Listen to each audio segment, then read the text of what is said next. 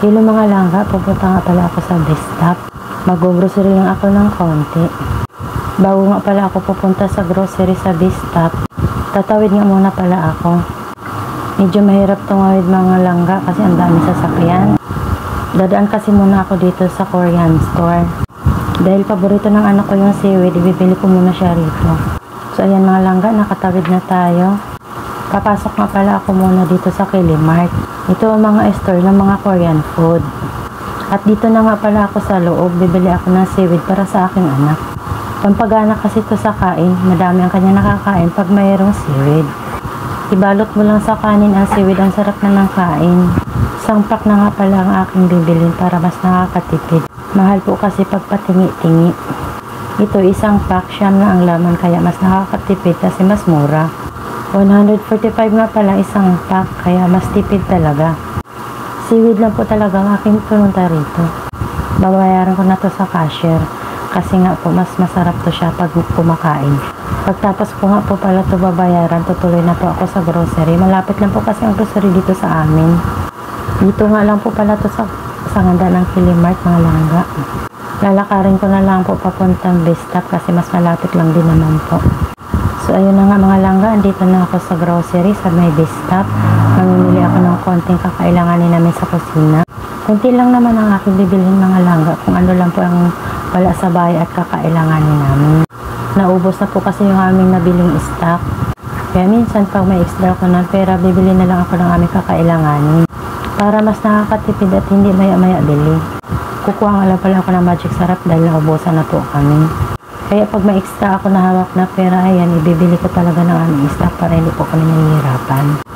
Ang bibilhin ko lang naman dito langga, gamit sa paglalaba, pagluluto, at kung ano-ano pa, at saka pang merienda. Dahil nga po mahirap ang buhay, kailangan natin magtipid. Mas magastos po kasi mga langga pag maya-maya bili, yung bibili ka ng patingi-tingi. Kaya lang syempre minsan hindi natin maiwasan na bibili tayo ng tingi. Lalo't minsan kapos naman sa budget, kaya mapipilitan talaga tayo bibili ng tingi. Kaya minsan yun nga, pag may extra, kailangan natin bibili ng stock. Iikot lang ako mga langga, pipili tayo na kung ano-ano pang mabibili natin. Kaya ako namimili ng stock kasi kakailanganin ko talaga, lalo't magluluto ako sa madaling araw. Alas 2:30 pa lang kasi bumabangon na ako, nagluluto ako ng pang-almusal at baon ng aking anak. Pag mga ganung oras, ang hirap lumabas ng bahay, madilim pa at saka sarado pa po yung ibang tindahan. Kaya hanggat maaari pag mayroon akong stock, hindi na ako bibili sa labas. Mahirap din po kasi magluto sa madaling araw na kulang-kulang po yung sangkap. Lalo't mga ganung oras, madaling araw, sarado pa ang palengke, sarado pa ang tindahan. Less hassle din po pag andyan na lahat ng ating pangangailangan, lalo't na yung mga sangkap. Kaya ayan, nag-iikot-ikot lang muna ako mga langga. Titingin-tingin ako na kung ano talaga ang aking pwedeng kailanganin sa kusina. Naubusan na nga pala kami ng mantika kaya bibili ako ng vegetable oil.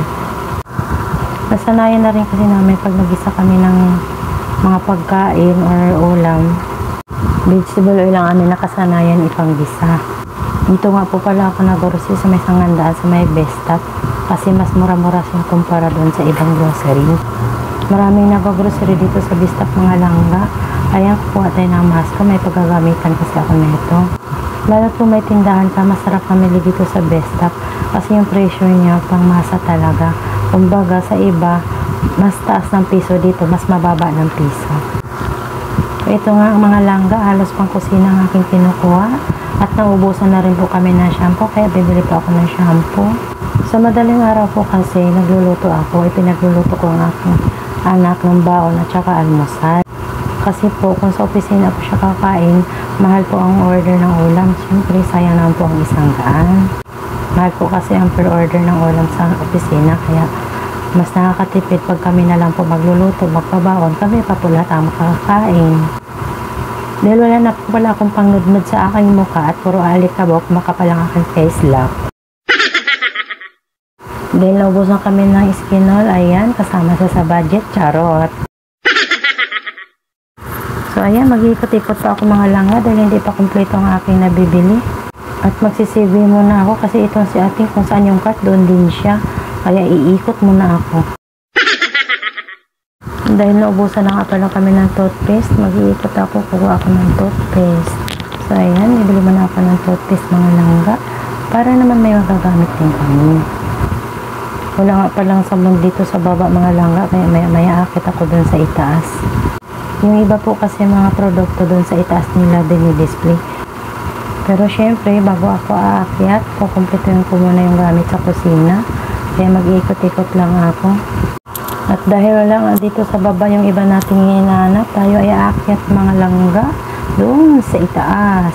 Kaya mahirap din to magtulak ng cart mga langga pag puno yung cart mo. Kasi ayan tingnan mo, paakyat yan. Nakakahinga lumakyat sa taas mga langga. Kailangan din magdandan kasi may mga makasalubong tayo galing sa itaas. Siyempre mahirap mabanggaan. Ay Diyos ko, mahirap magtulak ng kariton. Ayan, paakyat na ako sa second floor. Ito na nga, nakarating na ako. Kaya ako umakyat kasi yung gamit ng panglabaan dito sa itaas mga langga. Andito yung sabon, yung Sunrox, yung Downy. Kaya hindi talaga umakyat. Ang mahirap nito langga pag puno yung cart mo tapos pababa ka. Mahirap mag-balance, parang pabulusok yung cart. Dito po kasi sa best stop, may first floor sila, may second floor. Bali doon po sa ibaba ay yung mga pangkusina at dito naman sa itaas yun yung mga sabon-sabon. Mga chicheria, mga kung ano-ano. Pero noon, lahat ng mga paninda sa baba, lahat naka-display. Doon lang talaga lahat kami pag namimili, hindi na kami kailangan umakit dito sa itaas. Malapit lang din to pala sa amin kasi sa Ngandana lang din po ito. Bali walking distance lang din po ito, nilalakad lang po mula sa amin papunta dito sa best stop ng grocery. Kaya pag may kakailanganin sa kusina, madali lang tumakbo rito sa grocery sa best stop. Yun kung may extra tayo na pera. Mabuti nga hindi gaano ngayon matao. Minsan pag feeding, Diyos ko, ang haba-haba ng pila, maraming namimili, siksikan. Aking katipiran po talaga langga, pagka may extra tayong pera, tapos bibili tayo, nang hindi tayo maya-maya bibili ng tingi. Kaya lang syempre, hindi maiwasan, nauubusan din ang budget, kaya napupunta talaga tayo sa tingi-tingi. Pero minsan, pag may budget, so ayun, mag-i-stock para naman nakakatipid at maging practical. So ayun na nga mga langga, malapit na ako matatapos sa aking pangangailangan dito na bilhin. So nakikita nyo yung laman na aking cart, puro lang yan sabon, gamit sa kusina, gamit pang luto. Kulang pa nga pala to, wala pa nga pala tong modest. Bibili muna kami ng napkin, maghanap ako ng walang wings. Mahirap kasi pag may wings baka lumipad, charot! So ayun na nga mga langga, halos na kompleto ko na nga aming kakailangan sa kusina sa pagluluto at paglalaba at maya-maya bababa na tayo. Wala pa palang tissue. Wala na nga pala kaming tissue sa bahay na ubusan. Kaya mamimili tayo dito ng tissue langga, yung medyo affordable pero maganda naman na klase. So ito, magandang klase ito siya, makapal, kaya okay na to. At ang pinaka-importante sa lahat na hindi pwedeng kalimutan, ang alcohol at ang pulbo ng aking dalaga. Kailangan niya kasi yung pulbo, ginalagay niya yan sa kanyang likod. So, mamimili muna ako ng pulbo mga langga. Yan, madami tayong pwedeng piliin na pulbo, pero ito ang gusto ng anak ko.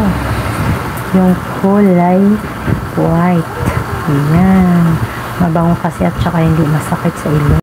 Dahil bulok na ang aming foam, wala na akong magagamit pang hugas ng pinggan, bibili ako ng Scotch Brite para din sa aming kaldero. So ito na nga, parang tinatangay ako ng cart, o diba, palusong, pabulosok. So kaya dahan-dahan lang ang person at baka dumiretso ako. Sa wakas, nakababa na din ako mga langga at mabuti naman hindi ako nakabangga ng ibang mga namimili. So ito na mga langga, ako ay nakapila na at medyo mahaba ang pila. Mahaba ang aking aantayin, nababagot na yung iba. Si ating hindi na mapakali. Ayan si ating hindi malaman kung ano ang gagawin. Pinapawisan na siya na hindi niya maintindihan. Marami kasi ang nakapila sa cashier mga langga, kaya antay-antay lang tayo. Medyo matagal-tagal na rin ang aking pag-aantay mga langga. Marami kasi nauna sa atin, syempre. Pag nauna talaga, kaya matuto tayo mag-antay. At ito ang pinakamalupit langga. Tumalikod lang ako saglit. Pagharap ko, close na agad ang cashier. O diba? Napakasakit, Kuya Edi. Ano ba ang nangyari? Parang pumila ka lang sa ayuda. Yung malapit na yung pila mo, tapos wala lang pala ikaw maabutan. At syempre, dito kami nilipat sa kabila at close na nga daw talaga doon. Wala nang pwedeng ibigay na ayuda doon, kaya dito na lang kami. Yun nga lang, dito sa kabila, kami ang magbibigay ng ayuda. So, ito na nga, patapos na, natatapos na rin si ating. Akala ko, abutin pa kami ng 100 years dito sa loob ng grocery.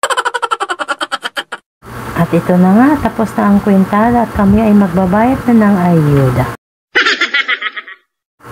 Kaya hanggang sa muli mga langga, bye!